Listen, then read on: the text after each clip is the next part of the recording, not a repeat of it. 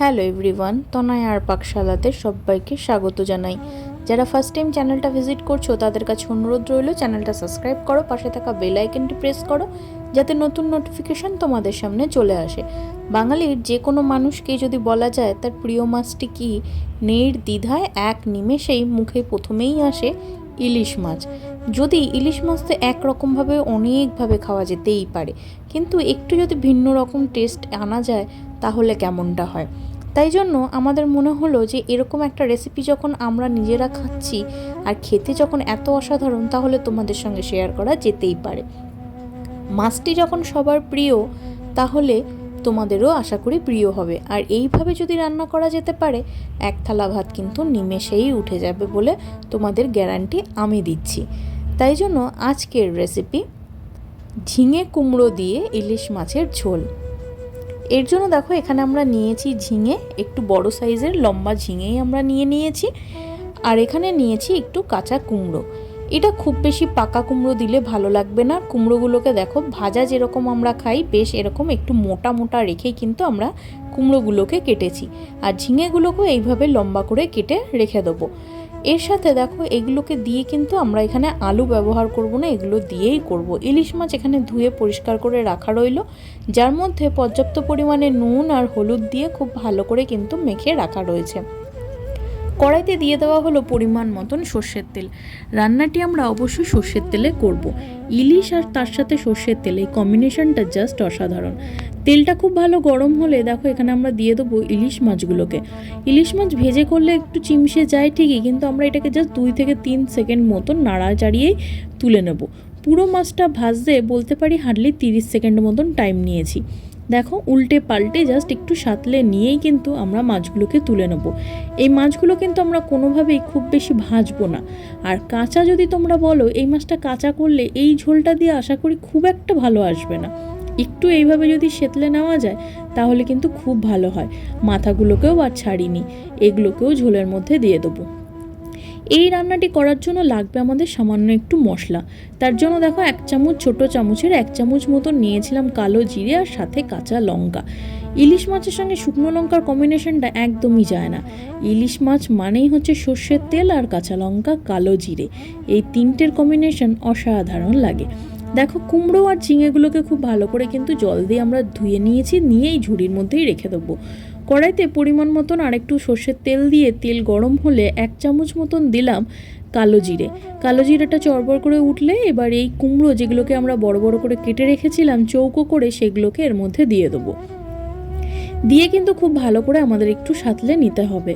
কুমড়ো কিন্তু খুব বেশি ভাজার প্রয়োজন নেই, আর যেহেতু এটা আধা কাঁচা আধা পাকাই বলতে পারো, তাই জন্য এটাকে খুব বেশি ভাজার কোনো প্রয়োজন নেই। দেখো দেওয়া হলো পরিমাণ মতন নুন, আর দিয়ে দিল পরিমাণ মতন হলুদের গুঁড়ো। দিয়ে কিন্তু খুব ভালো করে আবারও উল্টে পাল্টে আমাদের এই কুমড়োগুলোকে ভাজতে হবে। কুমড়ো এত অবধি ভাজবো যতক্ষণে গায়ে একটা সুন্দর রং ধরছে, ব্যাস। দেখো এখানে বেটে মশলা আমরা রেখে দিলাম।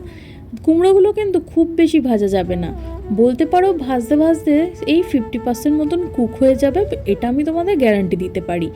এবার দেখো ঝিঙেগুলোকেও লাস্টের দিকে দিয়ে আবার একটু ভালো করে সাঁতলে নিয়ে কিন্তু আমাদের একটু ঢাকা চাপা দিয়ে রান্নাটি মজার জন্য রাখতে হবে। দেখো দেখতে কি সুন্দর লাগছে। কুমড়ো দিয়ে এইভাবে যদি একটু ঝোল করা যেতে পারে বেশ ভালো লাগে, সামান্য একটু মশলা দিয়ে। আর ঢাকা চাপা দিয়ে 5-7 মিনিট অপেক্ষা করার পর দেখো অনেকখানি মজে গিয়েছে। দিয়ে দেওয়া হলো 3টে চিড়ে নেওয়া কাঁচা লঙ্কা। আবারও কিন্তু খুব ভালো করে এইভাবে উল্টে পাল্টে আবারও একটু কষিয়ে নিতে হবে বলতে পারো। দেখো খুব ভালো করে নাড়িয়ে চাড়িয়ে নিয়ে এর মধ্যে দিয়ে দেওয়া হলো 1 চামচ মতন জিরের গুঁড়ো, আর সামান্য একটু জল দিয়ে আবারও মশলাটি কিন্তু খুব ভালো করে আমাদের কষিয়ে নিতে হবে। 2-3 মিনিট মতন কষিয়ে নেওয়ার পর এখানে আমরা যে কালো জিরে কাঁচা লঙ্কাটি বেটে রেখেছিলাম সেটি এর মধ্যে দিয়ে দেবো। এটাকে দিয়ে কিন্তু খুব বেশি কষার প্রয়োজন নেই। কালো জিরে খুব বেশি যদি কষাও তাহলে কিন্তু আবার তিতো হয়ে যাবে, তাই জন্য খুব বেশি কষানোর দরকার নেই। 2-1 মিনিট মতন একটু নাড়িয়ে চাড়িয়ে কষিয়ে নিলেই হয়ে যাবে। দেখো আমরা কিন্তু এটাকে খুব ভালো করে এইভাবে কষিয়ে নিয়ে দিয়ে দিলাম পরিমাণ মতন নর্মাল জল। এখানে আমরা গরম জল ইউজ করিনি, তোমরা যদি চাও গরম জল ইউজ করতে পারো। ঝোলটা যে যে পরিমাণে খেতে চাও সেই পরিমাণ অনুযায়ী দিও। আমরা অনেকজন ছিলাম আর সাথে যেহেতু মাছের পরিমাণটাও অনেক, তাই একটু জলের পরিমাণটাও বেশি বলতে পারো। ভালো করে নাড়িয়ে চাড়িয়ে এবার ভাজা মাছগুলোকে আমরা এর মধ্যে দিয়ে দেবো। এই রান্নাটি কিন্তু খুব সহজে হাঁটলে হাতে গুনে 30 মিনিটও লাগে না। রান্নাটি একবার তোমরা খাও আর কমেন্ট সেকশানে জানিও যে তোমাদের রেসিপিটি কেমন লাগলো।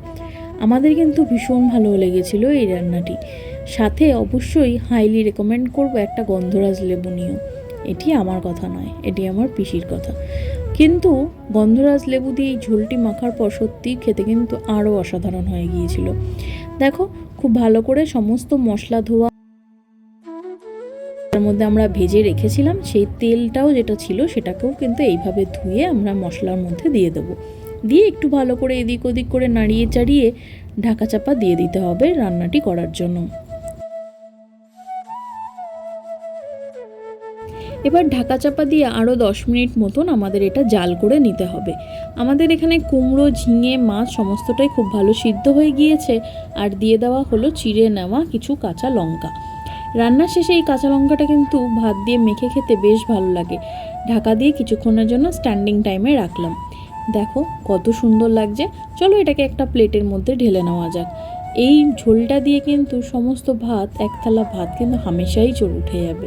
আর সাথে যখন রয়েছে ইলিশ মাছ, তাহলে তো কোনো কথাই হবে না। সবজি বলতে এখানে আমরা কুমড়ো আর ঝিঙে ইউজ করেছি। আমি তোমাদের হাইলি একবার রেকমেন্ড করব গন্ধরাজ লেবুর সাথে এই ঝোলটি কিন্তু একবার অবশ্যই টেস্ট করো।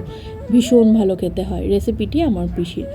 আর এই রেসিপিটি আজকে রান্না করেছে আমার মা নয়, আমার পিসি। সেহেতু কিন্তু এই ঝোলটি খেতে অসাধারণ হয়, তাই মনে হলো তোমাদের সঙ্গে এই রেসিপিটি একবার শেয়ার করা যেতেই পারে।